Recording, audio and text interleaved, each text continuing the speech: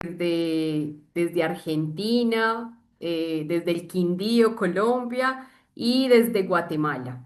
Así que para dar inicio a esta parte, al eje de experiencias territoriales, vamos a estar facilitando Jimena. Jimena y yo los vamos a acompañar en esta parte. Así que la primera experiencia que vamos a compartir es la experiencia de Tomás. No sé si Tomás está por acá. Vamos a compartir un video desde Argentina. Por acá lo estoy buscando, sí. Por acá vi que está conectado. Tomás, buenos días. Buenos días, ¿cómo están acá de Tras la Sierra, Córdoba? Un gran abrazo y mucho agradecimiento. Muy Ahí exponemos con el video que dura justo 15 minutos y estamos acá para las reflexiones, después las preguntas. Muchas gracias. Muchas gracias, Tomás. Y entonces, bueno, la dinámica de esta mesa va a ser que vamos a presentar las tres experiencias, ¿cierto? Y al final vamos a tener ese espacio de diálogo para que podamos profundizar en los desafíos, en los aprendizajes de cada una de esas experiencias. Entonces, la primera va a ser la experiencia de Argentina que nos presenta Tomás. Yo voy a compartir el video y ustedes me dicen, por favor, si se está escuchando.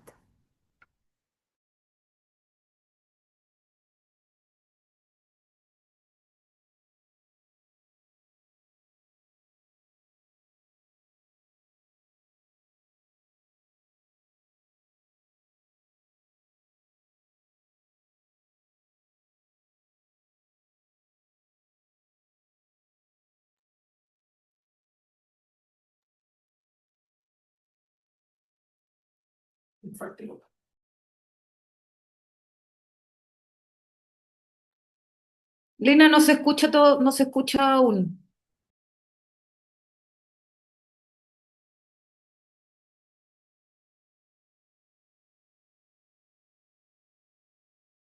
Comunitarios gestándose como semillas de una tierra arrasada en tiempos de Pachacuti. Ahora sí, Lina. Un taller textil, una escuela de arte, un polo agroecológico, una plaza de la memoria, un hermoso puente sobre el río, una red de agua, un plan de vivienda pública en tierras recuperadas de los agrotóxicos y la especulación inmobiliaria.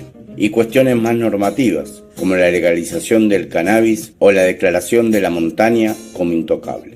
Todas acciones que nacen de la comunidad organizada y con una gestión comunal que fortalece estos proyectos y tiene una masiva aceptación, más allá de las diferentes ideologías y culturas que pueblan este territorio. Es una política construida desde abajo, en un pequeño pueblo de las periféricas sierras cordobesas. Pabli, si tuvieras que elegir 3, 4, 5, 6, 7, lo que te pinte, una acción que hiciste como jefe comunal y me expliques por qué, digo, de toda esta diversidad de cosas, no vamos a hablar de todas, pero elegiste 2, 3 y... Sí, mira, nosotros creo que hay cuestiones que son tangibles y otras que son intangibles, ¿no? La construcción de comunidad es un tema que me parece central, que es intangible. O sea, lo puedo ejemplificar, pero es más cultural, más filosófico.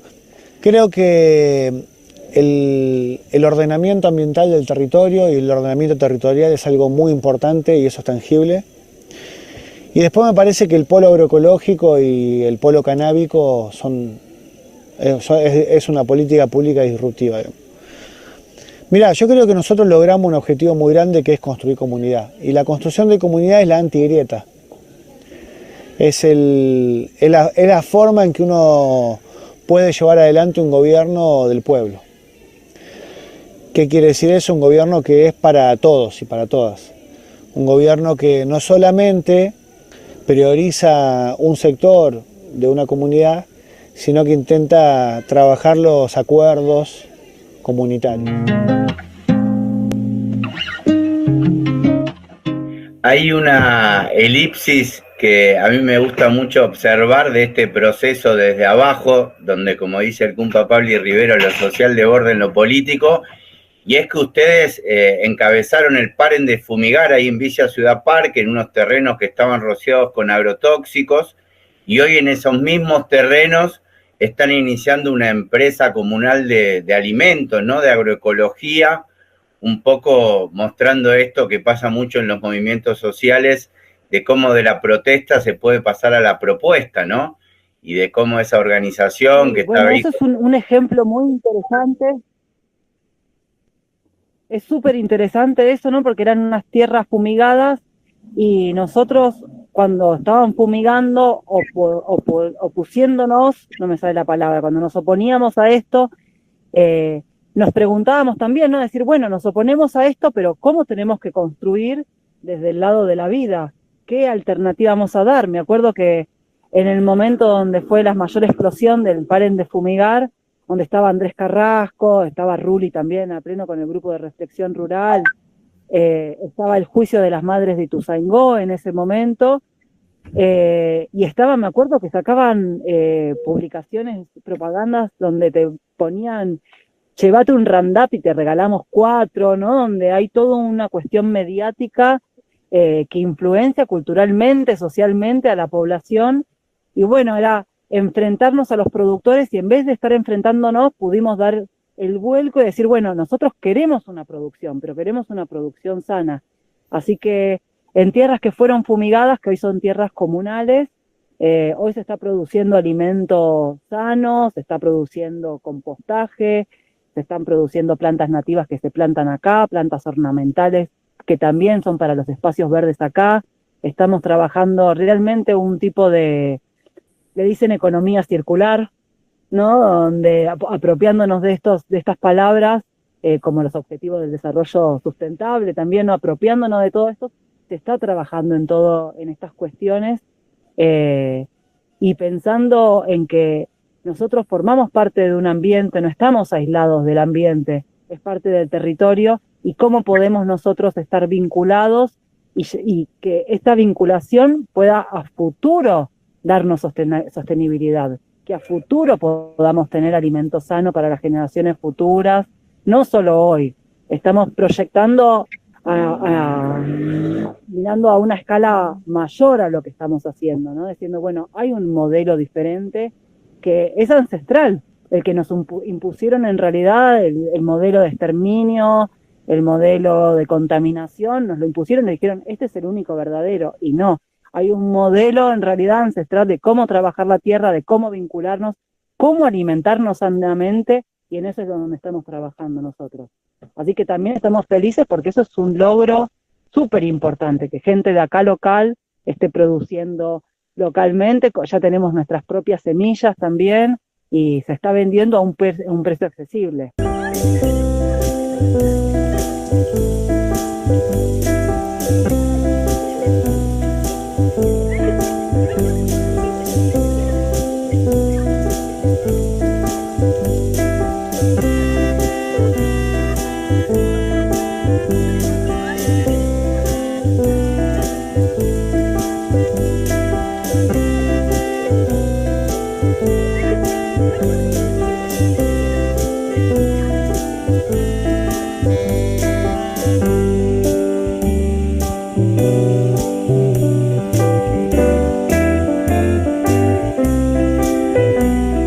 Construcción más legítima, nacida precisamente de la comunidad, desde un movimiento ciudadano que pudiera tomar las riendas también de la administración pública. Así que de 2011 nació, yo me enamoré de ese proyecto, también vengo como muchos de nosotros de las luchas del 2001 y de siempre estando en la organización comunitaria, y a distancia no solo coyuntural, sino por el propio pensamiento político que fuimos construyendo a distancia del Estado y a distancia de los partidos políticos, que entendíamos que obstaculizaban más que acompañaban la producción de transformaciones, de nuevos modelos.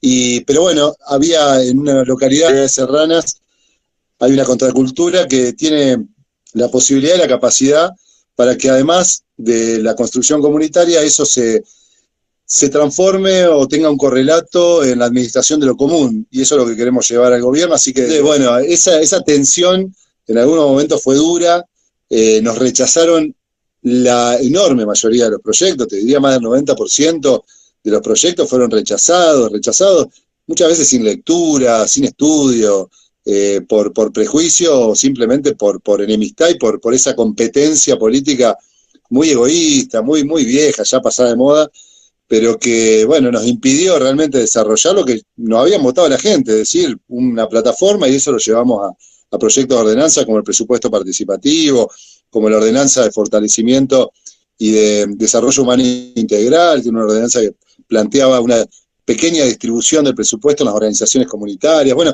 un sinfín de ordenanzas, de recuperación de la producción local, de la agricultura familiar, el apoyo a los productores. Me parece que, bueno, no había un choque entre dos modelos que no era factible, no era viable.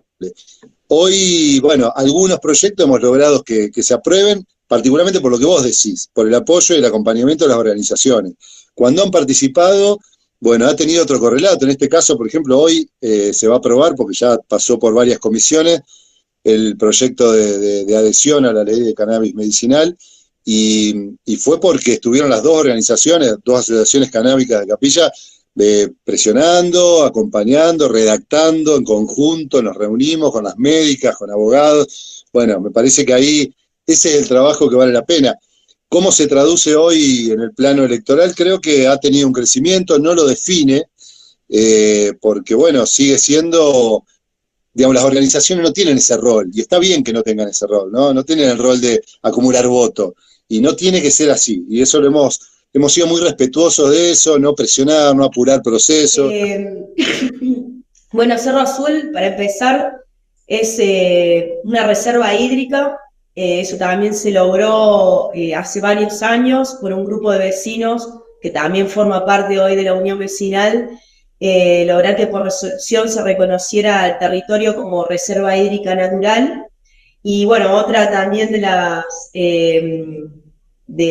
las luchas conseguidas es haber reconocido también parte del territorio como patrimonio arqueológico. Hay comunidades originarias laburando en el territorio y laburaron muy fuerte. Y donde encontré a ese joven funcionario de este nuevo gobierno con una misión sagrada que es ordenar el territorio, reordenar el territorio, y que está haciendo una labor, y que primero fue un hermano que llegó a ese encuentro en Marcos Sierra y dijo, cuando le invitaron a subir al escenario y le dieron el micrófono, yo no vengo a hacer un discurso político, vengo a aprender y a escuchar, así que me reservo para el conversatorio de mañana.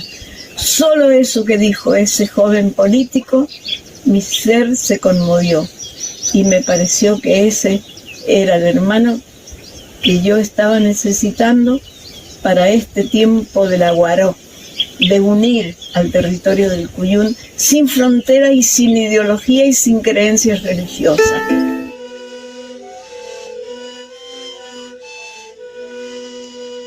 Un momento que venimos rezando hace muchos años, poder traer nuestro fuego. Y pensaba que vos también en tu historia y tu experiencia curtiste un poco todos esos mundos, porque tenés una militancia en lo ambiental, ahora tenés una militancia en lo político, un cargo político, estuviste viajando por Latinoamérica, conocés los códigos de los movimientos indígenas. ¿Cómo ves esa mezcla que tan necesaria a la vez? ¿Cómo ves que se va desarrollando? Y a veces con las dificultades, ¿no?, de las diferentes miradas. Pues es que pensaba, porque estuve desde el principio hasta el final, y hubo más de 50, 60 testimonios con toda esa diversidad que planteás vos, y creo que hicimos un gran ejercicio, una gimnasia de escuchar, digamos, ¿no? Yo creo que para cualquier militante político que intenta transformar la realidad, o sea, que no es una intención declamatoria, sino que realmente alguien que quiere interpelar y transformar tiene que escuchar. Nosotros podríamos estar tranquilamente en esta rueda criticando a quienes gobiernan y diciendo que hacen todo mal. Y en algún momento tendríamos que salir a asumir ese desafío. Así que la verdad que celebro muchísimo eso. Esto que decís vos de momentos difíciles para hablar de política, para hacer política, se definen con el cierre de AMTA, que dijo: los guerreros no chillan, se la aguantan.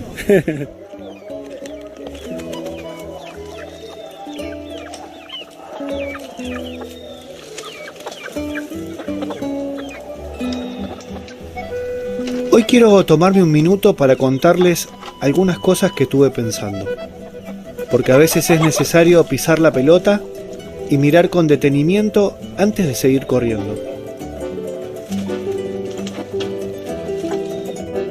El respaldo electoral, donde 7 de cada 10 vecinos y vecinas del pueblo validaron nuestro modelo, fue un abrazo de la comunidad al proyecto que propusimos en el 2019 y cumplimos con creces durante todo el periodo de gobierno. Y si le sumamos que se dio en un contexto donde el sistema me impidió ser candidato, es todo un mensaje.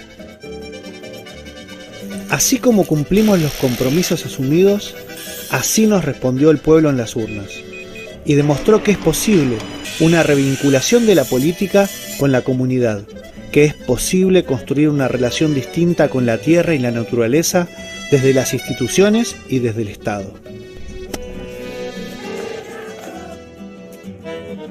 Mostramos que la política es una herramienta de transformación para los pueblos, y sabemos que podemos trasladar esta experiencia a otras escalas y a otras instancias de la vida social y política de nuestra provincia y de nuestro país.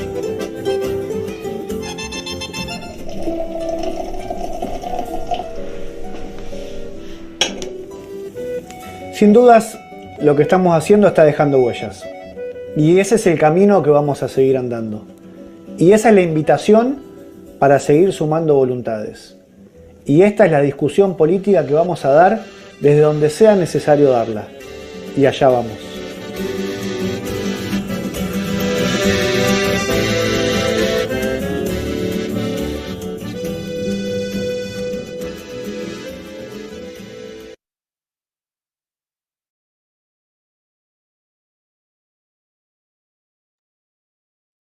Bueno, muchísimas gracias, Tomás. Ay, un momento que parece que el video ya. Muchísimas gracias, Tomás, por este excelente trabajo, por traernos también esas voces, esas imágenes desde el territorio y por traernos elementos tan importantes, ¿no? Como el recuperar lo político, ¿cierto? El recuperar lo político, el sembrar desde la vida, traernos todas estas dimensiones que seguramente vamos a poder compartir y dialogar más adelante. Con esto me gustaría darle paso entonces a Antonio Arbeláez y Andrea. Les quería preguntar si les gustaría que proyecte. Tenemos un video pequeño de 1 minuto. No sé si les parece bien que yo lo proyecte para que podamos ver algunas imágenes y después pasamos a la conversación. Ahí Antonio me dice y... Sí, claro, Lina. Hagámosle con el video que fue con el que participamos en la convocatoria. Perfecto, entonces voy a compartir este pequeño video y ya pasamos a la conversación. Un segundo.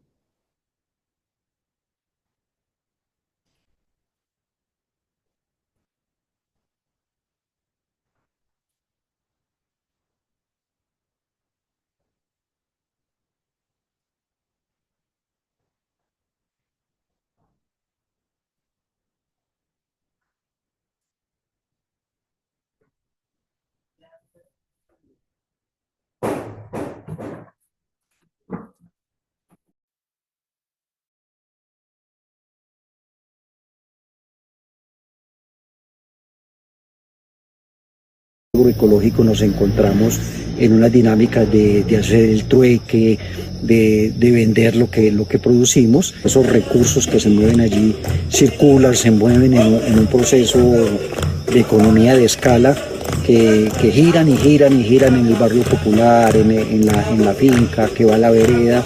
El desarrollo a escala humana hoy se convierte en una propuesta muy acorde al momento, ante una crisis civilizatoria que nos acoge a toda la humanidad, porque plantearnos ese desarrollo a escala humana en los pequeños procesos de economías populares, el custodio de las semillas, de la agricultura agroecológica, toda esta alternatividad que se mueve en la base, que mueve unos recursos pequeños, pero que multiplicados y que sumados unos a otros generan a la larga todo un proceso de economía interesante, adicional pues al trueque, a las monedas alternativas que van apareciendo. Pero también hago parte de la red de custodios de semillas.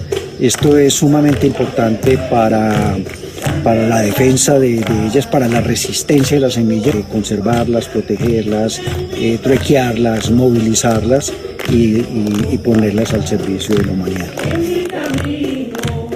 Hago parte del mercado agroecológico del Quindío. Muy bien, Antonio. Entonces, con esto les damos la palabra. Tienen 15 minutos para compartir la experiencia y faltando 2, 3 minutos yo les voy a decir para ir como cerrando y concluyendo.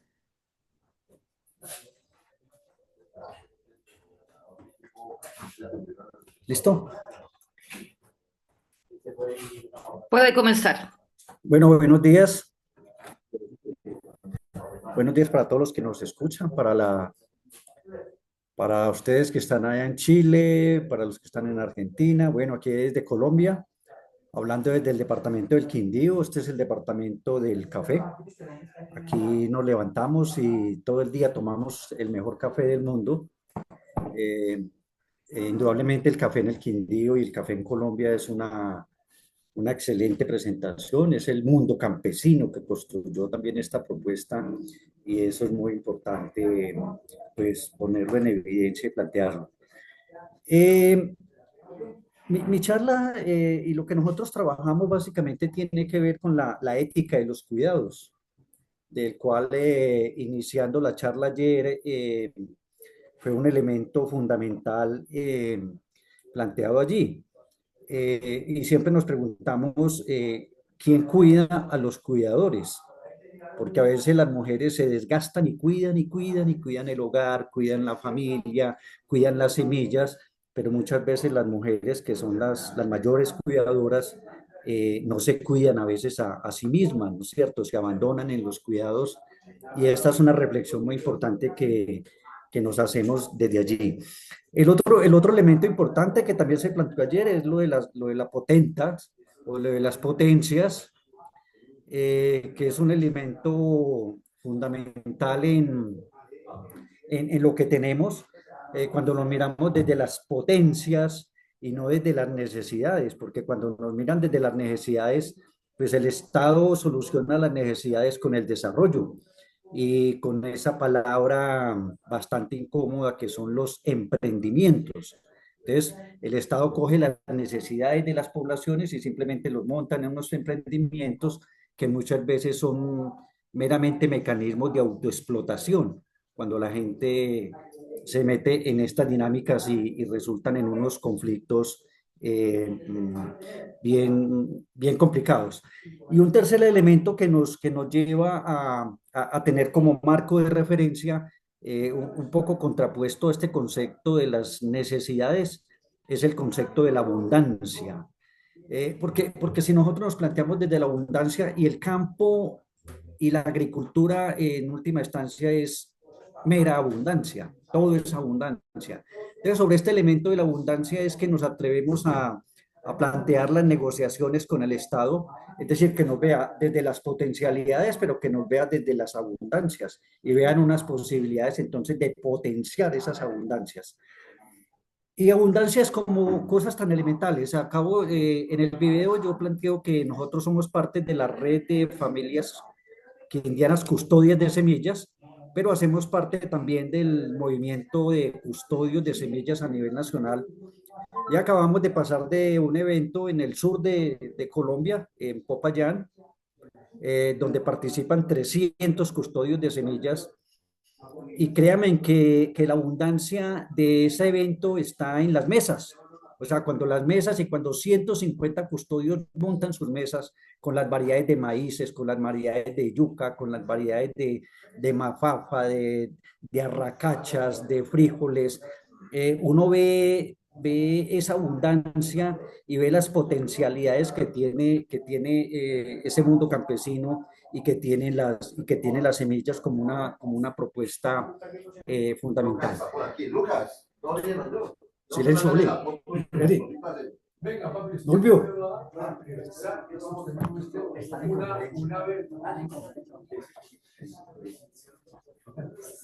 Que estamos, entonces nos planteamos en tres elementos. Primero, los mercados campesinos y nuestro mercado, los mercados agroecológicos y los mercados étnicos que se plantean en Colombia como tres elementos de los mercados que tienen que ver con elementos de circuitos cortos de comercialización, que tienen que ver con precios justos y que tienen que ver con productores, vendedores directos en los mercados, no a la intermediación, que esa es una pregunta que, bueno, podemos debatir más tarde con los compañeros de Córdoba, cómo se enlazan con toda esta producción hacia los mercados, porque eso es muy importante, o sea, que esa gran producción, digamos, cuáles son las rutas de comercialización que persiguen.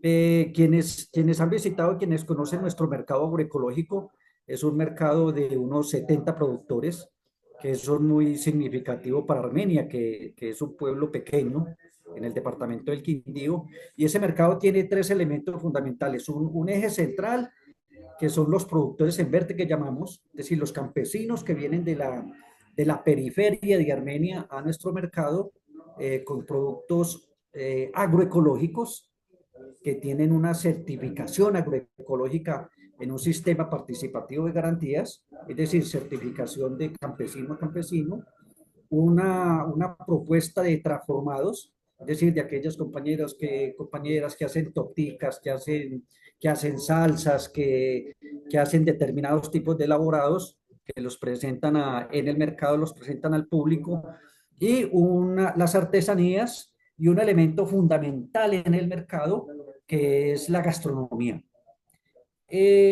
Porque desde la agroecología tiene sentido recuperar la producción como un elemento fundamental, todo el proceso de producción, pero la gastronomía es un elemento muy, muy importante, muy significativo en todo este proceso de los cuidados. En última instancia, los mayores cuidados que nosotros tenemos es el alimento. Y nos cuidamos en un elemento fundamental, en una buena alimentación. Entonces, meterle fuerza, meterle trabajo, meterle posibilidades de recuperación de todo este ejercicio de los alimentos es un elemento pues muy importante en este ejercicio, ¿no? de este proceso. Entonces, el mercado tiene una presentación alternativa de los alimentos que tienen que ver con la producción agroecológica, con nuestras propias semillas, con las semillas nativas y semillas criollas que se transforman y llegan a estos elementos. Pero esto se complementa un poco por fuera del mercado con una propuesta muy significativa alrededor de los alimentos, que es Pan Rebelde. Y Pan Rebelde es una apuesta de transformación de alimentos. ¿Por qué Pan Rebelde? Pan Rebelde porque Pan Rebelde es una propuesta alternativa, es una propuesta que coge una línea diferente al trigo que nos invade, al trigo que es el modelo agrícola mundial sobre el cual se impone a la agricultura del mundo como si no existiera más. Y nuestra agricultura es muy diferente a la producción de cereales. Es otro tipo de agricultura que, si tenemos tiempo, podemos avanzar un poco más. Entonces, la propuesta de Pan Rebelde es poner en evidencia que existen múltiples alimentos, que existen muchas otras formas de alimentarnos a las restricciones que nos pone las multinacionales, la empresa privada y los estados, que restringe y estrecha cada vez más las propuestas alimentarias, y nosotros lo que hacemos es abrir un abanico mucho más grande con toda nuestra agrodiversidad que tenemos en Colombia, que es inmensamente potencial digamos, para la humanidad y para la supervivencia de nuestros procesos. Y un tercer elemento bien importante son las semillas. Las semillas, y que tienen que ver con toda esta situación de la agroecología, y todo está sustentado en un modelo agroecológico.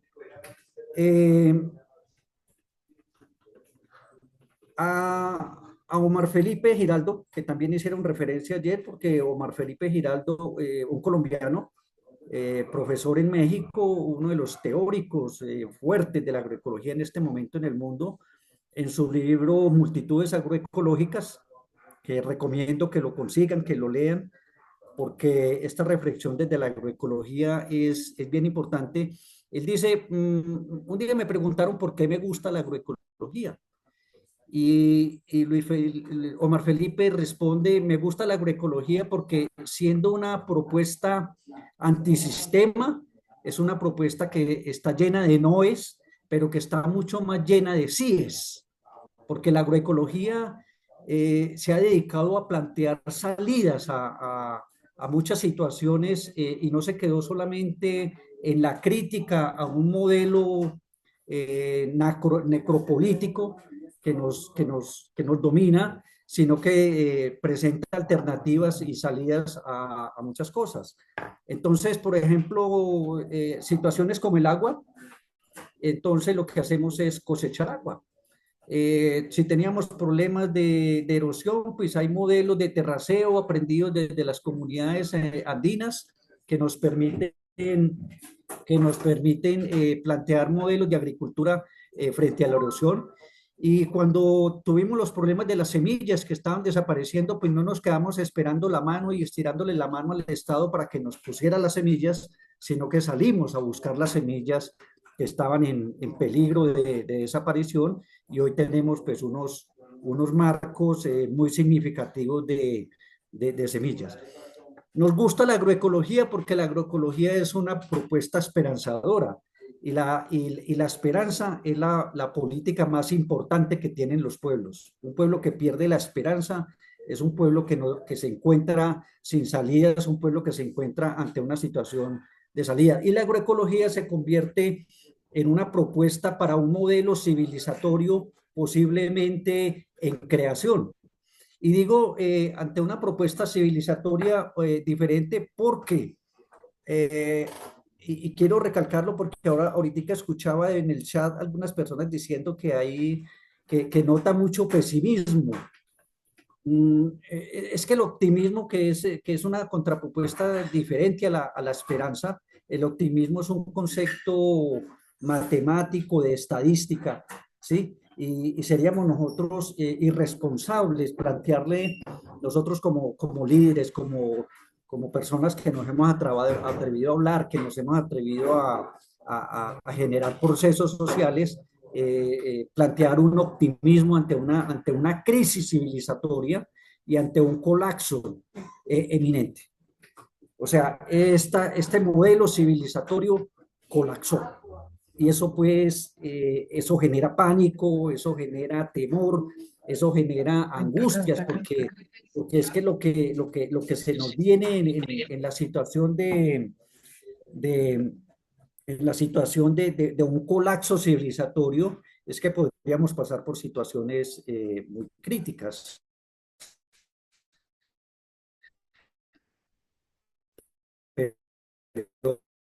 Pero si tenemos una propuesta alternativa, una de esas propuestas alternativas diferente que nos plantee algunas salidas a esos niveles.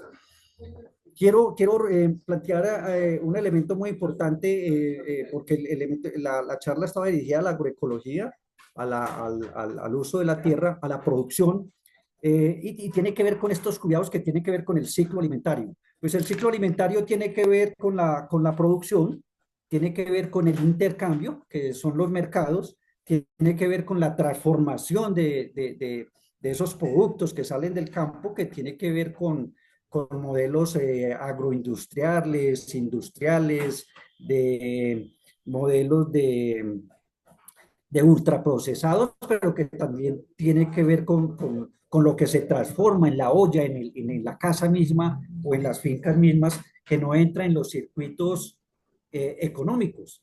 A veces nos preguntan, bueno, pero es que aquí no se produce mucho, ¿no? Pues es que muchas de las cosas que se producen en nuestras fincas agroecológicas van a la olla, no pasan por los ciclos monetarios, tal como lo planteaba Joan Martínez Saliera ahora rato, porque no se monetarizan, sino que van directamente a la olla, y eso es muy importante en los procesos productivos. La transformación, el consumo, el aprovechamiento biológico y las dimensiones simbólicas, culturales y espirituales del alimento.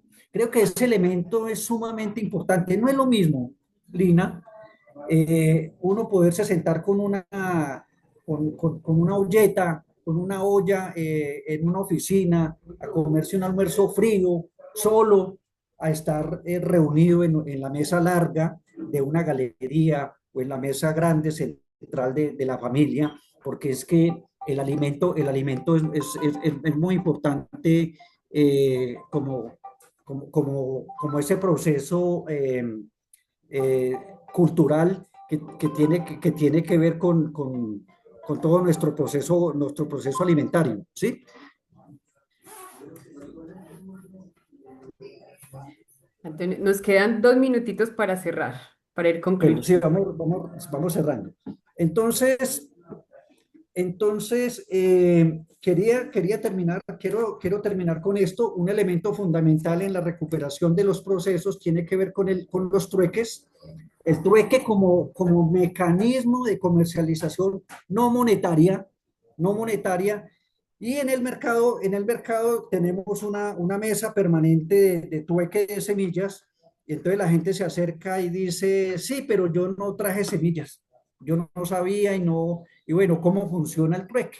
Entonces lo que hemos hecho dándole un poquito la salida a,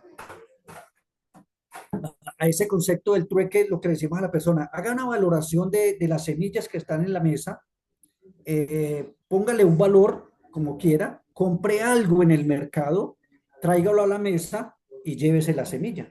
Entonces eso dinamiza un poco el mercado, se hace un intercambio monetario no directo, pero en última instancia hay un mecanismo de un poquito de ejercicio monetario que es esa importante.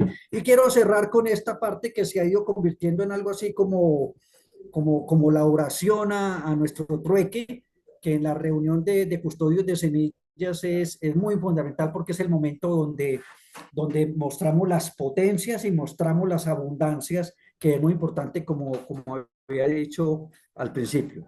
Dice, esa semilla, que es la mejor semilla, elegida con amor y pasión, la semilla que el guardián, el custodio, cultivó, plantó, regó, cosechó y resguardó, no para la venta, sino para donarle al otro, a la otra, al otro, para intercambiar, porque sabe que en este intercambio se da la magia de la multiplicación de la vida.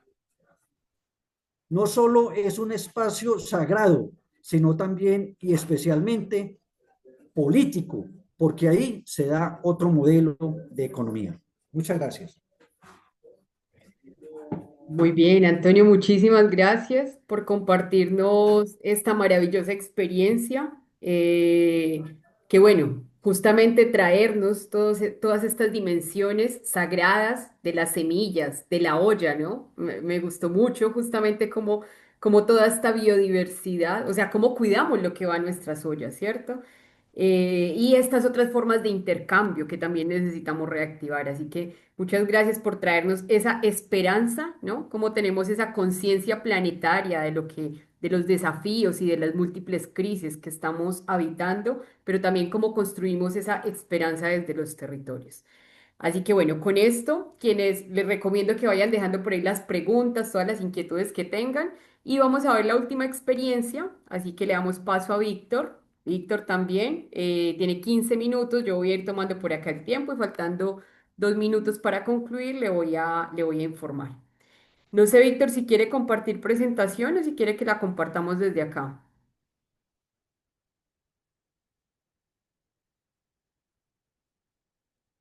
A ver, por acá. Yo había visto a Víctor conectado acá, no sé si se cayó la llamada o está por aquí.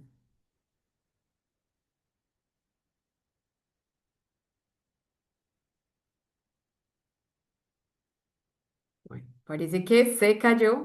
Ah, no, ya lo vi, ya lo vi. Está ahí. Hola, hola, un gusto. No sé si me escuchan. Lo Eh, escuchamos. y agradezco si puedes poner la diapo porque estoy con un poquito internet Perfecto, se la inestable. comparto. Ajá, de hecho, si veo que tengo más problema, apago la cámara, pero bueno, un gusto. Buenas tardes. Aquí todavía son buenos días. Genial.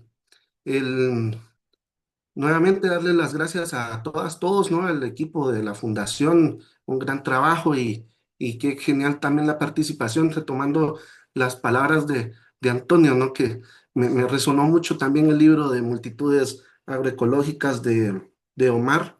Y quiero destacar, ¿no? Una palabra clave que tiene ese libro y que habla de constelaciones, que la agroecología en el fondo somos constelaciones y creo yo que también hace como sentido la economía a escala humana también, ¿no? Que somos en el fondo, dentro de toda la geografía que vivimos, es una constelación de seres pensantes y sintientes. La siguiente, por favor, para darles a modo de experiencia, ¿no? En el texto tiene como otra estructura, pero se las puedo compartir a quienes estén interesados, pero para el momento de esta presentación, pues primero hablarles de una dimensión histórica contextual de la transición descalza. La siguiente, porfa, Lina. Quiero comenzarles hablando, ¿no? De Guatemala, ¿no? Que, ¿por qué me siento también llamado, ¿no? A la agroecología? ¿Por qué me siento llamado a la economía a escala humana? ¿Por qué me siento inspirado, ¿no?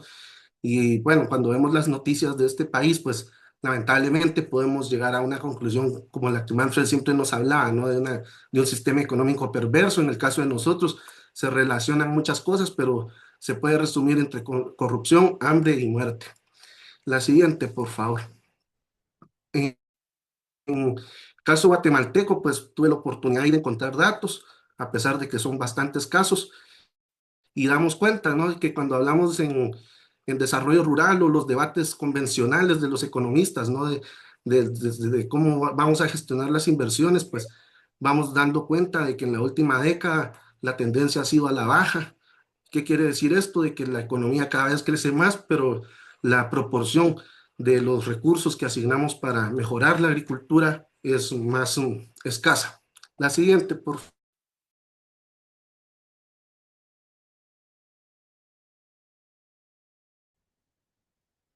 Y bueno, como bien lo hemos estado conversando, ¿no? El origen del proyecto Faro Agroecológico El Buen Samaritano es una finca familiar y bueno, hay que empezar hablando, ¿no? De la memoria biocultural. En estas fotos, aquí vemos a mis bisabuelos y por el otro lado, pues la generación actual, mis papás y la familia, ¿no? Y las nuevas generaciones que vienen, los sobrinos prácticamente. Mis bisabuelos, pues produjeron cultivos. Es necesario también destacar, ¿no? Que dentro de esa memoria biocultural podríamos trazarla como parte del pueblo Xinca, que es un pueblo que prácticamente en Guatemala está casi extinto. Eh, su idioma, por ejemplo, está casi perdido. Y bueno, de alguna forma nos identificamos con este pueblo originario. Y los abuelos, en mi caso, produjeron milpas, crearon vacas y se dedicaron en algún momento a la cacería. En el caso de mis papás, se dedicaron o se están dedicando a lo que son cultivos como sandía, melón, maíz y otros, ¿no? Y ahí estamos nosotros como nueva generación tratando de continuar ese legado. La siguiente, por favor.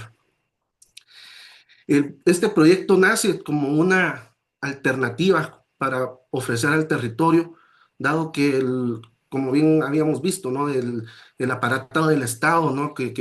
Mediante el Ministerio de Agricultura no se da abasto para suplir las necesidades de todos los territorios que producen alimentos. Entonces, ¿qué es lo que ha estado pasando? De que el sistema se ha estado como cooptando o desplazando y ha sido acaparado por todas las transnacionales y la forma como lo logro definir es como un modelo de extensión de conveniencia donde el agricultor llega, dice que tiene un problema, le entregan una receta, un producto, una tecnología e independientemente de las consecuencias que ella pueda contener o generar, no hay como una trazabilidad, por decirlo de una forma simple, ¿no?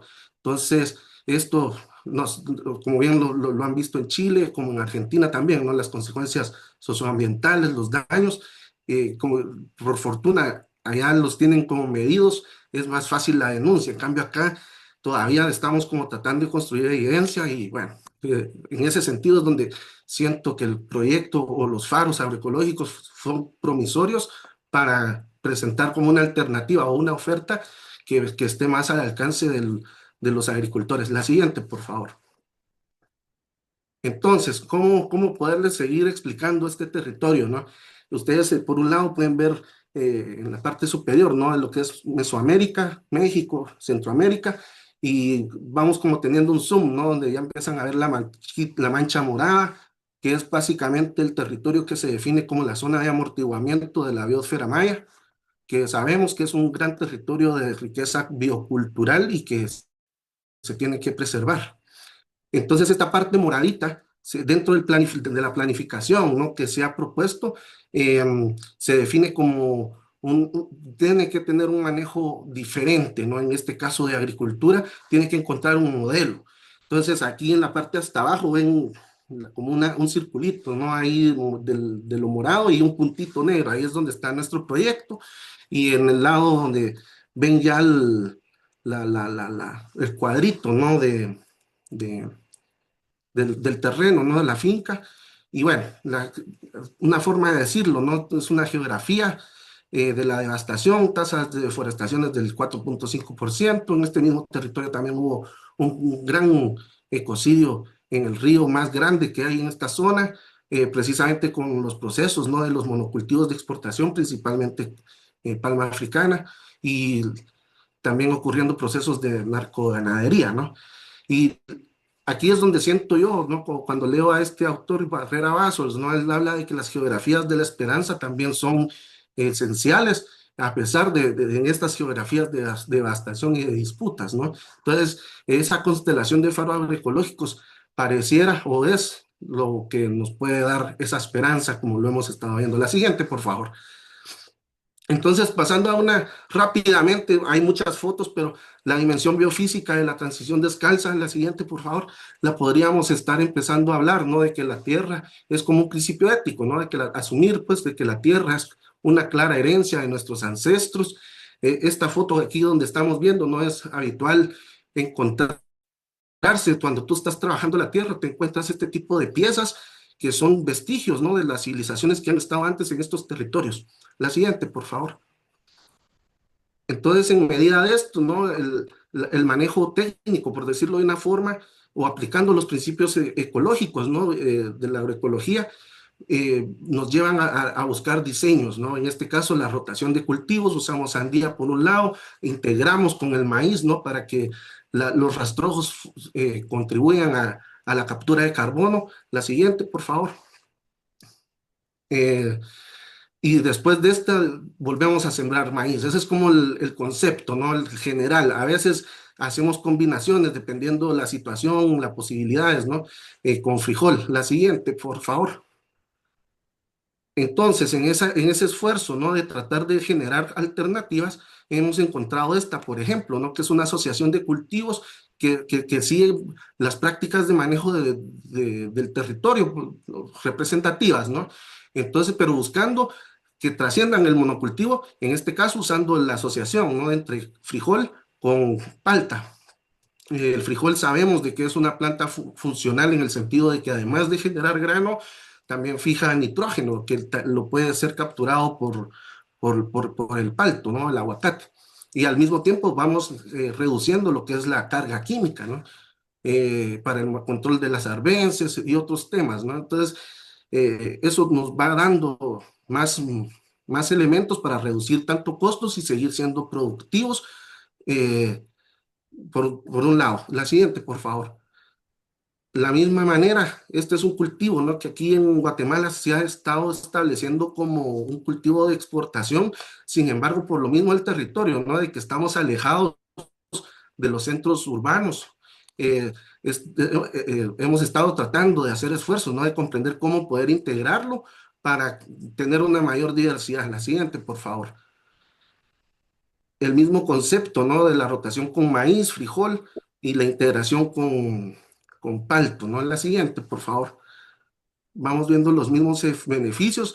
Esta es la que les quería mostrar también, ¿no?, de usar el arbolito del rambután con la combinación con maíz, precisamente pensando en lo mismo, ¿no?, buscar formas de neoentrópicas, ¿no?, de cómo regular los flujos de materia y energía de tal manera que se concentren en cultivos y no en arbences, que es lo que a los agricultores les lleva a acudir a las tecnologías estas de los herbicidas y los agrotóxicos y todo esto, ¿no? Entonces aquí vamos como creando sinergias biofísicas, ¿no? En el mismo espacio. La siguiente, por favor. Esta foto la quiero poner también, ¿no? Porque es el manejo de las arbences en la estación seca. Aquí estábamos viendo la parte como todo verde, todo bonito, ¿no? Pero eso es en la estación húmeda, ¿no? Cuando llega a la estación seca se nos revierte el tema, ¿no? Cómo manejar las arbences. Usamos en este caso pues las relaciones con personal o a veces con máquina, ¿no? Dependiendo de la situación, pero a lo que quiero llegar, poner énfasis es de que es un desafío también del territorio, ¿no? Que se está marcando por cambio climático. La siguiente, por favor. Yo creo que por el tiempo ya vamos llegando, ¿no? Todavía falta bastante, pero vamos a dejarlo por aquí, o sea, lo último, ¿no? Como idea de lo técnico, el caso del plátano, ¿no? O sea, en este ensayo que estábamos haciendo, tanto para, para producir plátano, estábamos viendo esto, ¿no? De que encontramos maneras de cómo conciliar la producción con la biodiversidad, reduciendo el uso de agrotóxicos y demostrando de alguna forma que es posible. Entonces, estas evidencias, ¿no? Hacen de alguna forma que sean más plausibles para los agricultores vecinos, ¿no? Que a veces por cualquier razón no pueden asumir el riesgo por cualquier desconocimiento o porque llegan otros técnicos convencionales. En cambio, aquí cuando uno les está mostrando qué es lo que uno está haciendo, pues es más fácil llegar, ¿no? Y yo diría que si podría saltarte varias, por favor, Lina, a donde está la dimensión sociopolítica, que son también parte de la experiencia que quiero destacar. La de siguiente, por favor. Es un compromiso, uno como agricultor, ¿no? Que tenemos que ofrecer alimentos nutritivos, saludables y a la vez asequibles, ¿no? O sea, y es un planteamiento ético, político, también ecológico, ¿no? De que no podemos estar cayendo como en las cooptaciones del sistema, como lo hacen algunas versiones, ¿no? De lo orgánico. Y una forma, como yo lo he estado explorando en este caso, ¿no? De estar ofreciéndolo de venta, de buscar estrategias de circuitos cortos, es precisamente comprender el paisaje alimentario, que es cómo las personas de nuestros entornos están accediendo a los alimentos, bajo qué condiciones, bajo qué circunstancias y cuáles son como los factores habilitantes y los que frenan, ¿no? El acceso. Entonces, ese es también uno de los desafíos que hemos ido dando cuenta, pero es haciéndolo, ¿no? O sea, uno mismo es el que tiene que estar como tratando de cerrar el circuito, como bien nos decía Antonio, ¿no? Para ir como abriendo esos espacios de esperanza y que de otra forma no, en nuestro contexto, no tenemos tantas facilidades. La siguiente, por favor. Aquí tenemos otro ejemplo, ¿no? Con el plátano, ¿no? Espacios donde los agricultores, esto fue en pandemia, pero agricultores, técnicos, proveedores, o sea, se generan o buscábamos espacios, ¿no? De interacción para de alguna forma también ir creando conciencia, o sea, cambios culturales que van de la mano con prácticas de manejo, que van de la mano con formas de producir, ¿no? Entonces, la siguiente, por favor. Este es otro ejemplo, ¿no? De vecinos que por alguna razón, motivo, circunstancia, ¿no? Uno termina yendo a visitarlos o que ellos lo visitan a uno y te invitan, ¿no? A enseñarte lo que ellos están haciendo. En este caso es un joven, un vecino, ¿no? Que está enseñando el cultivo de tilapia, que es un pescado, en el traspatio de los hogares. Es decir, los modelos de agricultura agroecológica no solamente se quedan inscritos únicamente en los que tenemos acceso a un pedazo de tierra grande, ¿no? Relativamente grande, ¿no? O que representan el territorio, ¿no? Que la producción puede ser también en pequeña escala, puede ser, los principios siguen siendo los mismos, a eso es a lo que voy, tratar de cerrar los circuitos de flujo, materia, energía, y que en condiciones relativamente difíciles es posible generar, en este caso, proteína de alta calidad en parte del corredor seco, ¿no? La siguiente, por favor. Víctor, tenemos 2 minutos para concluir. Gracias. Bueno, ya con esto, pues algo parecido pasa con este caso, ¿no? De visita, donde hay intercambios de saberes, de experiencias, en este caso con la doctora Isabel, ¿no? ella es productora de leche de cabra, está en otro ambiente, pero los desafíos que enfrentamos son los mismos, ¿no? Por ejemplo, el relevo generacional, que cómo atraer a los hijos para que se queden en el campo y puedan ver oportunidades de vida o proyectarse en la vida en el campo, ¿no? Entonces la agroecología promete mucho esto, se ve que está presente, sin dudas tiene desafíos también por delante, pero lo vemos plausible, lo vemos como una oportunidad, tanto las generaciones previas como nosotros como jóvenes, y en ese caso como rol joven, aunque ya tengo canas, ¿no? Pero siento que es un rol también activo propio. Ya con esto yo creo que ya he hablado suficiente, ¿no? Pero podríamos pasar ya a las últimas a la última diapositiva, que es relacionado con esto, con el marco conceptual, ¿no? De lo que presenté en el documento. La transición descalza, básicamente, o como la estoy interpretando o inspirándome, viene a partir del diagnóstico, ¿no? Que presenta Manfred y su equipo, ¿no?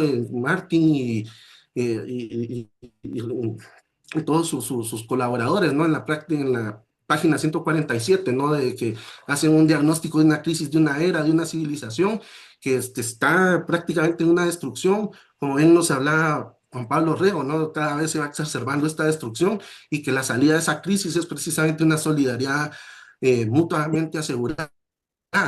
Leyendo a otros autores, ¿no? Me llama mucho la atención Enrique Leff, ¿no? Porque él presenta la racionalidad ambiental como la propuesta de salida a la crisis, porque la crisis, lo más profundo, es la racionalidad moderna, ¿no? Y que cuando empiezo a pensar estos conceptos de racionalidad moderna, racionalidad ambiental, me inspira, me hace mucho sentido con lo que Manfred hablaba, ¿no? Del homo economicus, la racionalidad de este hombre racional, ¿no? Y que la salida es el homo sinérgicus. Entonces, ¿cómo podemos facilitar esa transición? Es precisamente con lo que les he mostrado, ¿no? En nuestro contexto viene siendo el concepto de desobediencia epistémica. La agroecología ya nos entrega los principios biofísicos y sociales, en el caso del diálogo de saberes, ¿no? Que yo siento que tiene como mucha consonancia con los principios del desarrollo a escala humana. ¿Por qué? Porque busca las articulaciones orgánicas, la autodependencia, que la podemos también entender como autonomías, y la satisfacción de necesidades humanas fundamentales, a diferencia de la agronomía clásica. Entrega recetas y esas recetas llevan implícito lo que nos decía Manfred, ¿no? Como una bomba ya te dice que es para destruir. Lo mismo pasa con las recetas de la agronomía clásica, ¿no? Ya te van diciendo de entradita qué es lo que no tiene valor, qué es lo que se considera deseable, y Enrique Leff lo plantea, ¿no? Como estrategias fatales del desarrollo por los riesgos, los sesgos, la fragmentación del saber y la relacionalidad, a diferencia de la agroecología, ¿no? Que nos entrega las constelaciones de saberes encarnados y unas geografías de esperanza. Entonces, con estos elementos teóricos, ¿no? Lo veo yo como aplicado en nuestro caso, en el caso de los aprendizajes y los desafíos, entendiéndolo como un encuentro entre las interfaces de cómo las personas nos relacionamos con otros, con los otros que son diferentes a nosotros, y básicamente el aprendizaje, ¿no? Son tres que quiero destacar, ¿no? Que es la transición descalza como una búsqueda deliberada de autonomías. Por otro lado, la formalización como herramienta de protección del proyecto, no como un fin, porque también nos creamos esto, ¿no? De que estamos emprendiendo, como bien decía el colega anterior, ¿no, Antonio? Siempre se nos llega como un lenguaje de emprendimiento, de economía clásica, pero no es eso, sino que es ver otras formas de entender las relaciones de intercambio, de flujos, de responsabilidad, de afectos, el compromiso que tenemos con la sociedad de los agricultores, o sea, cuestiones que no las podemos como medir en dinero necesariamente. Y como desafíos en el territorio, pues la construcción ecológica, ¿no? Que tiene que ver con lo que les mostraba, los suelos que están degradados por la historia de devastación que ha habido, la sequía, ¿no? Y el cambio climático que viene exacerbando esto, la construcción social, como les comentaba, ¿no? Se evidencia, ¿no? Con la migración de los jóvenes, también de las mujeres, y el envejecimiento del campo, ¿no? Entonces, ¿cómo va a ser la persona que nos va a producir los alimentos en los próximos 30 años? Nos vamos a pensar, ¿no? Tiene que existir una transición o una facilidad, ¿no? Y cómo esto puede ser entendido, estas constricciones, a partir de una constricción epistémica, ¿no? En los ámbitos financieros, tributarios y laborales, ¿no? Que el sistema nos margina de alguna forma, nos excluye o trata como de homogeneizarnos, ¿no? Entonces, todo esto lo podríamos resumir, ¿no? Como en esa tensión de formalización o autonomía. Y como otro último aprendizaje, ¿no? Es la valoración de lo espontáneo, del orden que ha habido histórico, que es de revalorarlo.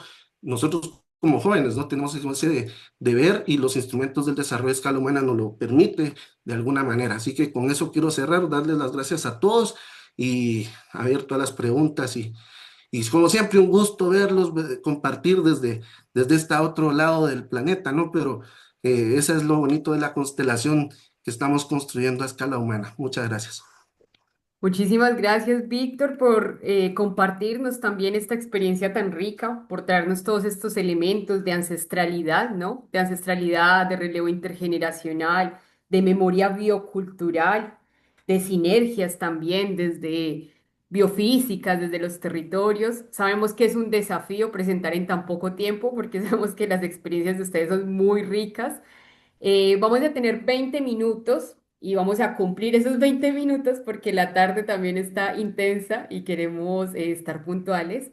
Entonces vamos a dejar 20 minutos de diálogo abierto. Les pedimos por favor a todos, a todas, la conciencia de la palabra, que entre más conscientes podamos ser con la palabra, más se puede compartir. Así que muchísimas gracias. Por acá, Martín.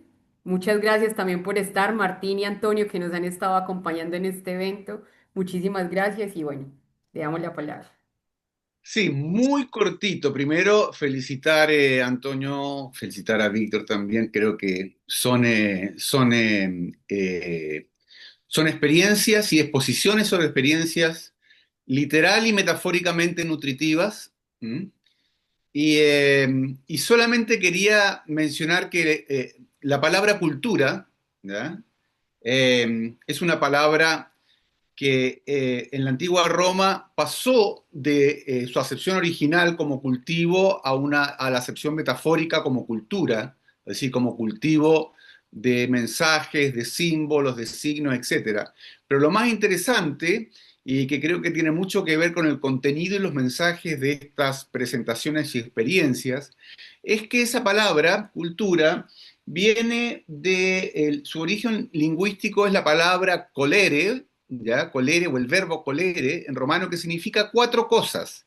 Significa habitar, cultivar, cuidar y honrar, ¿ya? Y creo que han estado muy presentes en estas 2 presentaciones. Era solo ese pequeño comentario. ¿Mm?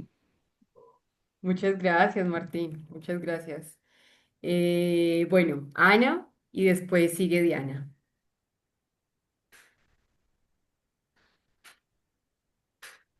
Buenos días. Días aquí. Bueno, me siento muy contenta por las exposiciones que escuché hoy. Estoy súper abierta a aprender de todas estas experiencias, sobre todo por el trabajo que realizo. Me sentí muy contenta de ver a don Antonio.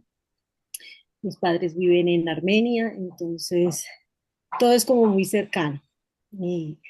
Y el tema de las compra pública local, trabajo en una entidad donde nació la ley 2046, que tiene que ver con compras públicas locales. Entonces, ver cómo la comunidad se empodera y aprovecha y potencializa todos esos espacios políticos o de política pública más que espacios políticos. Entonces yo hice un pequeño como resumen de estas 3 experiencias, donde Tomás Astelarra, ¿cierto? Pues presenta una experiencia de cómo ese proceso de transformación y de gestión de lo común desde la participación activa en la ciudadanía, y cómo se pueden transformar esos procesos de gobernanza y volverlos más de la comunidad.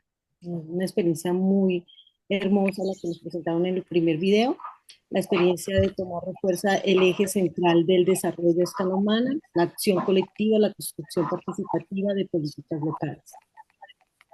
Antonio, pues súper orgullosa de escucharlo, de todo el conocimiento y la experiencia que han tenido en territorio, sobre todo en el tema de compras públicas y en las ventajas que da esa ley de ese 30% que tiene que ser aprovechado desde la producción local, que mucha gente no lo sabe, eh, de la recuperación alimentaria de esos alimentos que ya no se están produciendo, pero que en este momento muchas comunidades campesinas están haciendo ese proceso de recuperación de la semilla. Antonio expuso sobre la ética de los ciudadanos, la abundancia de la agrodiversidad, destacando cómo la agroecología puede generar alternativas productivas y sostenibles, valorando el trabajo de los campesinos y las potencialidades locales. Presentó iniciativas de custodios de semillas, trueques y pan rebelde, mostrando cómo estas prácticas fomentan soberanía alimentaria, la recuperación de esos alimentos y la cooperación comunitaria. La intervención de Antonio evidencia el desarrollo a escala humana, que ese desarrollo a escala humana no solo se centra en la economía o en la producción, sino el fortalecimiento de la vida comunitaria y la preservación de los recursos locales desde la abundancia y las potencialidades de cada una de las personas. Víctor Hugo Bonilla, la transición descalza y el manejo agroecológico, nos habló de eso. Presentó la experiencia del faro agroecológico Buen Samaritano en Guatemala, mostrando cómo la agroecología, la memoria biocultural permiten generar resiliencia territorial frente a los monocultivos, la deforestación y las crisis ambientales. Explicó prácticas como la rotación, la asociación de cultivos, sinergias biofísicas y el manejo ético de la tierra, que combinan conocimientos ancestrales, que es parte de la recuperación que no solamente en Guatemala se está haciendo, sino a nivel Latinoamérica, que combinan conocimientos ancestrales con ciencia, agroecología, para garantizar la sostenibilidad y la esperanza en la comunidad. Su exposición destacó la importancia de integrar técnicas agroecológicas, la preservación cultural y ambiental, promoviendo territorios sostenibles y autónomos en contextos de alta vulnerabilidad. Y esto es lo que nos enseña a gran parte de las personas que hacemos el trabajo comunitario desde entidades del Estado, es que el llegar al territorio hacemos más cuando aprendemos de esas comunidades campesinas y nos dejamos guiar. Y pues nosotros proponemos la parte de pronto normativa, la parte de cómo podemos crear sinergias con actores locales y ellos nos enseñan a potencializar todos los recursos que existen porque ya están enamorados, ya se está viendo la visión de cómo enamorarse de su territorio y de poder sacar de él lo mejor para nosotros sin dañarlo. Gracias. Muchas gracias, Ana. Qué maravilloso resumen. Muchas gracias por compartirnos también esta síntesis. Bueno, le damos la palabra ahora a Diana. Gracias. Una pregunta para los tres. Yo hago indagación de patrimonio inmaterial con diversos pueblos y he encontrado una estrategia de gobernanza bioregional que es la autosuficiencia interconectada en redes de intercambio, que esto, como digo, puede ser más de unos 12.000, 15.000 años, que realmente ha ido generando pues esta biodiversidad y tantos ecosistemas. Ahora hemos estado evaluando con líderes comunitarios en Amazonía Norte, donde las contaminaciones son muy duras y se están dando estos genocidios, sobre todo en la zona de Putumayo, transfronterizas, sobre todo con los nómadas. Y en aquellos pueblos en donde sí hay ya una globalización, en donde todos tienen celular, han viajado a foros internacionales, son jóvenes líderes que tienen una dimensión globalizada, en verdad, del contexto y una comprensión profunda de cómo el extractivismo es aquello que están tocando sus esencias más profundas. Y también lo veo con grupos campesinos. Hemos diseñado sistemas tecnológicos, componentes tecnológicos, con inteligencia artificial, con sistemas monitorizados automáticos para poder responder a incendios, monitoreos de biodiversidad, de cultivos ilícitos, canalizar de forma más efectiva las inversiones de conservación, que hay mucho capital de fuga, digamos, que se va justamente en la instrumentación de incentivos que buscan conservar aquellos nodos de biodiversidad tan fundamentales para todos los medios de vida, pero fundamentalmente para campesinos. Mi inquietud para todos anterior es justamente esta, la agroecología tiene este diálogo, esta integración con sistemas automatizados. Entiendo que vamos a tener que hacernos cargo de la basura tecnológica, hay que darle larga vida a todo, ¿no? A todo. Eso también implica también repensar la transdisciplinaridad en estos diseños, también lo pienso así, pero siempre en un diálogo que respete la esencia de los pueblos, que si hablamos de tesoro, para mí es la sabiduría. Eso.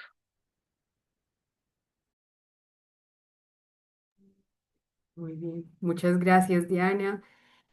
Vamos a compartir una pregunta. Jimena la tiene por acá, que nos compartieron en el chat y de ahí damos el último espacio para que Antonio, Tomás y Víctor puedan hacer el cierre. A ver, Jimena está, a ver, la pregunta está, creo que por acá. Sí, aquí está. Débora preguntaba en relación a que la principal queja de los pueblos originarios es la reducción de sus tierras. Preguntaba cómo se pueden mantener iniciativas como las presentes en contextos de extinción de tierras y reducción de las zonas cultivadas debido al crecimiento urbano.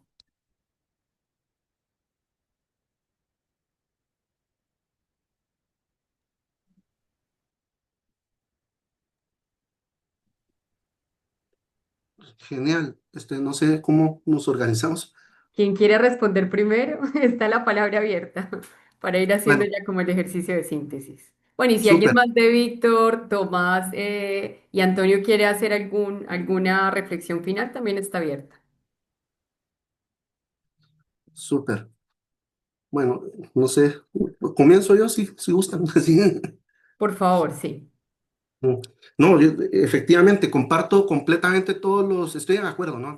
Con todos los comentarios que hizo Diana y Ana Beatriz, y muchas gracias también a Martín, ¿no? Por esa lucidez del concepto de cultivar agricultura, ¿no? Cultura, colere, lo voy a integrar más, lo voy a profundizar más. Beatriz, completamente de acuerdo con todo. Diana, yo aquí vuelvo otra vez con Manfred. Yo también en algún momento cuando tuve la oportunidad de estudiar con él, le hice preguntas similares y la respuesta que él me daba era la tecnología de alguna forma ya te lleva implícito, ya lleva una cultura de lo que puede llegar a ser. El tema está que lo diseñemos de manera colectiva y aquí es donde retoma Lev. Lev él habla de la racionalidad ambiental, pero él habla de que una racionalidad ambiental tiene como ciertos niveles y hay un nivel de la racionalidad ambiental que es la racionalidad instrumental, que en el caso de la racionalidad económica solamente se concentra en entender la economía como una racionalidad instrumental y entiende la ciencia como instrumentalización del mundo y busca la homogeneización, etcétera, ¿no? Cambio, una racionalidad ambiental nos lleva a otros niveles, lleva la racionalidad relacionada con los valores, los principios, precisamente tratando de conservar esa ética de la otredad, como a pesar de nuestras diferencias, reconocernos en el otro, pero sin invisibilizarlo y sin invisibilizarlo o menospreciarlo. En este caso, la ciencia tiene que ser más humilde y el ejercicio transdisciplinario siento yo que es humildad, en eso se puede resumir. En cuanto a la última pregunta de Débora, es compleja la respuesta, pero de manera sencilla, a como yo voy entendiendo, ¿no? Cómo la agroecología puede crearse o cómo puede como dialogar en este proceso de transición civilizatoria, tanto en lo urbano y lo rural, es entender el concepto de matriz de paisaje. Este concepto lo que te dice es de que puedes como integrar algo así como redes, o hacerlo como, en lugar de hacer cuadrados, redondos, círculos, ¿no? Como lo hace la agricultura industrial, es tratar de encontrar como nexos, ¿no? Como tejidos de territorios vivos. Y en este caso el ejemplo más emblemático es, por ejemplo, la agricultura traspatio, o sea, es el mismo hogar el que te está ofreciendo la subsistencia, la protección, el afecto, pero al mismo tiempo te está generando el alimento, ¿no? En el mismo espacio. Ahí mismo conservas la semilla, ahí mismo conservas el patrimonio biocultural, ¿no? De las gallinas, en el caso de los animalitos, ¿no? Los patos, el caso de la tilapia, ¿no? Entonces, yo pensaría que los diseños de los estornos, los espacios, tienen que ir como cada vez siendo más armónicos, y el ejemplo de Guatemala de la civilización maya es un claro ejemplo de ello. Siempre se pensaba de que era un territorio prístino, un bosque, ¿no? Pero ahora los últimos trabajos que ha sacado Strada Belli muestra de que el bosque era un bosque comestible, por decirlo de una forma sencilla, ¿no? Y que fueron muy productivos para sostener hasta 16 millones de personas. Entonces, yo pensaría que por ahí van las salidas, una de tantas, ¿no? Pero sí es entender como el paisaje, los niveles de organización, la escala de finca, trascender con los instrumentos, por ejemplo, de operación, ¿no? De articulación con el Estado, en la planificación participativa de las fincas, ¿no? Se pueden articular con los POT, que son los planes de ordenamiento territorial, y así puedes como ir encontrando soluciones. Y que Diana ella, la clase que nos dio ayer, ¿no? Una cátedra para mí, que es esto que estoy diciendo. Muchas gracias. Muchas gracias, Víctor. Tomás, ¿le gustaría hacer como una reflexión también como para ir cerrando? Sí, por ahí para dar un poco de contexto del lugar donde nos movemos con el Movimiento Verde Cordobés, estamos en las sierras de Córdoba, dentro del 3% que queda de bosque nativo, ¿no? En la provincia.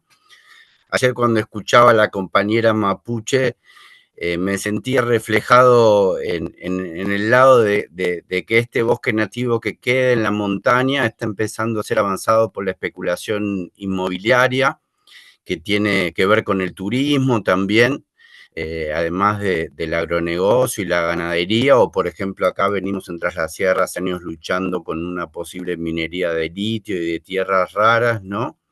Y en esa contradicción de que muchos de los que hemos venido acá somos lo que los sociólogos llaman neorurales y la gente del lugar llama hippies, que venimos de las ciudades buscando otras formas de vida. Y bueno, ahí hemos tenido importantes luchas medioambientales, como la expulsión de la fábrica de Monsanto de Malvinas Argentinas, o el paren de fumigar, los juicios de Ituzaingó por los agrotóxicos, pero a la vez muchas veces en la población local esas ideologías no pegan tanto, ¿no? Entonces se da mucho esto del desarrollo a escala humana, la política a escala humana, digamos, porque frente a eso, como contaba ahí en el video la compañera Luciana, hay que mostrar alternativas, ¿no? Entonces, en paralelo a la lucha, la propuesta de experiencias agroecológicas, de reciclado, de comercialización, de comercio justo. Acá en Tras las Sierras somos parte de la Mutual Humano, por ejemplo, que distribuye productos de los movimientos campesinos, y también un poco en esto que Silvia Rivera llama la cultura cheje, ¿no?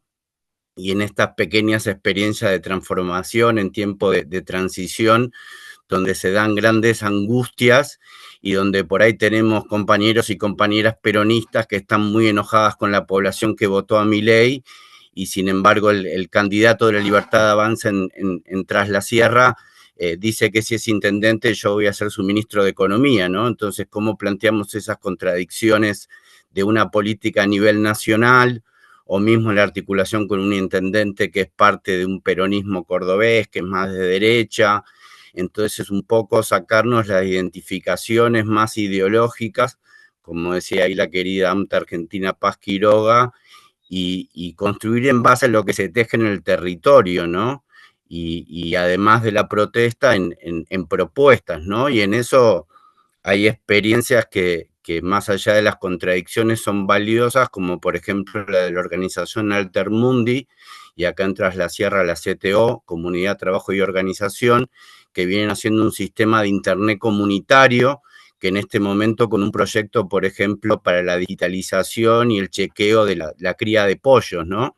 Pero como decía ahí el compañero de Guatemala, desde una perspectiva comunitaria, ¿no? Donde de alguna manera ver que lo importante no es la ética, sino las herramientas, y en un contexto de realidad capitalista, como diría el Mark Fisher, ver qué transformaciones podemos hacer desde lo pequeño e ir aumentándola. Y bueno, eso es un poco la experiencia que se dio en Villa Ciudad Parque, donde se ha reelegido la gobernanza del movimiento verde cordobés, aún en una población que a nivel nacional vota por la Libertad Avanza, que es un gobierno acá en Argentina que nos tiene bastante preocupados, ¿no? Cómo saltar esas brechas ideológicas y construir desde lo territorial y desde lo concreto, ¿no? Un poco esa sería mi reflexión. Muchas gracias. Muchas gracias, Tomás. Gracias, Antonio. Tomás. Antonio. Bien, yo creo que a la pregunta del problema de la reducción de tierras, y indudablemente si no hay tierra, pues no hay agricultura. Si no hay tierra, pues hay serios problemas para poder la supervivencia de los pueblos. Creo que mirar desde la agroecología toda esa potencialidad que tenemos con los pueblos originarios, para decirlo de alguna manera, donde durante miles de años, miles y 10.000 de años o 15.000 de años han sobrevivido en unos modelos no necesariamente de agricultura, como plantean hoy los antropólogos, sino la supervivencia del forrajeo. Creo que el reconocimiento de esas posibilidades del forrajeo o de unas agriculturas lúdicas, como también se llaman algunos tratadistas, donde la presencia sobre la tierra no sea necesariamente sobre una agricultura tal como nos la muestran los europeos, sino que nuestra agricultura son unas agriculturas itinerantes, unas agriculturas de bárcea, por ejemplo, como en la Amazonía, donde después de las inundaciones pues, es imposible tener propiedad privada sobre un terreno que se inundó, sino que se regresa comunitariamente a trabajar. Entonces, reconocer todas esas posibilidades son bien interesantes para poder irnos planteando un modelo civilizatorio alternativo y diferente a la salida de una crisis tal como se da en estos momentos. Quiero terminar con una reflexión que Víctor no la plantea. Sé que algunos investigadores ubican la metodología de campesino a campesino, su origen en Guatemala. Fue en esos momentos de la gran represión en Guatemala, todas estas comunidades indígenas sobreviviendo en los bosques, retirados, donde desarrollan esa metodología que posiblemente es milenaria allí en estas comunidades guatemaltecas, y esa metodología de campesino a campesino que, que, que puede reconocer la presencia de los intelectuales, la presencia de los profesionales, pero que desarrolla una metodología en los saberes campesinos como la gran potencialidad, ¿sí? Porque es en la metodología de campesino a campesino donde nos enamoramos. Cuando visitamos la finca del campesino que sabe, del campesino que transmite, y uno lo ve y dice, mire esta como lo hace, yo lo quiero hacer como lo hago. Cuando lo visitan a uno la finca, que se ha planteado soluciones críticas desde las metodologías y esa transmisión. Porque la agroecología no es necesariamente una tecnología, no es un modelo que se pueda imponer de una manera vertical en un aprendizaje, sino que cada finca, cada espacio es un modelo agroecológico diferente. Porque ese problema de la tierra pues es un problema estructural del capitalismo. En Colombia pues es uno de los países donde nunca hubo una reforma agraria. Hay un proceso ahí de asignación de tierra, de reconocimiento de las tierras indígenas, de las tierras campesinas, la recuperación de miles y miles de hectáreas a la mafia que están siendo repartidos a los campesinos, y esto de pronto no se conoce en el mundo, pero ese modelo de poder haber impactado la mafia y quitarle sus tierras, que solamente es un modelo italiano y colombiano, donde la mafia ha logrado permear los estados de una manera tan fuerte como nosotros, pero son miles. En el departamento del Quindío, que es un departamento pequeñísimo, hay infinidad de tierras de la mafia porque este fue el paraíso de inversión de la mafia y aquí hay unas fincas espectaculares, digamos, que están siendo entregadas a grupos colectivos de campesinos, muchos a mujeres, y allí hay pues una propuesta que pues no nos da para avanzar y contar esta historia, pero que es bien interesante. Esa sería mi reflexión. Muchas gracias. Muchísimas gracias, Antonio. Muchísimas gracias a todos y todas por traernos estas ricas reflexiones desde la sabiduría de la tierra, desde la sabiduría de los pueblos. Como les contamos, vamos a tener un espacio en la tarde sobre mesas transdisciplinarias. Esas mesas van a ser la síntesis de todo lo que hemos estado dialogando, así que es muy importante, les pedimos puntualidad. Abrimos la sala faltando 10 minutos para las 2 de la tarde para empezar y vamos a cerrar este evento hablando justamente con Enrique Lev y con Dimas Floriani. Vamos a traer toda esta mirada desde los saberes. Está muy sinérgico y muy conectado con lo que fuimos conversando, así que justamente la tarde va a ser el espacio para esa pluralidad de los saberes. Bueno, les agradecemos mucho por esta rica mañana de compartir y les esperamos faltando 10 minutos para las 2 de la tarde. Un abrazo y buen almuerzo.